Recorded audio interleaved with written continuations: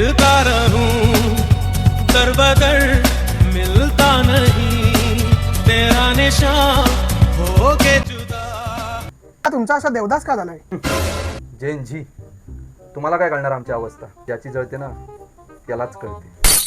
भलेही आमच्या अंधाराखाली दिवा असेल पण आम्ही अख्खं जग हलवू शकतो. वाव. गुळाला गाढवाची चव काय काढणार? दादा तुमचा प्रॉब्लेम तर सांगा, कदाचित मी तुम्हाला सोल्युशन देईन. काय आहे ना, घरात श्रावण सुरू झालाय, घरात मांस नाही मच्छी नाही, त्यात बायकोने सांगितलंय महिनाभर फक्त शाकाहारीच खायचं. आणि मी तर मांसाहारी.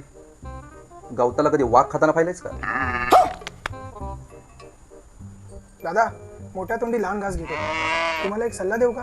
बरं सांग, काय उपाय आहे तो? आपण मस्तपैकी हॉटेलला जाऊया काय? अरे पण असं झणझणीत मसालेदार स्पायसी मासा सुरमई असं हॉटेलला भेटेल का घरच्यासारखं?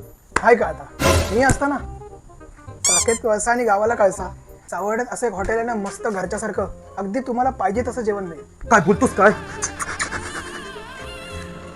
बुडत्याला काडीचा आधार दिलास तू. चला लागलीच प्रस्थान करू.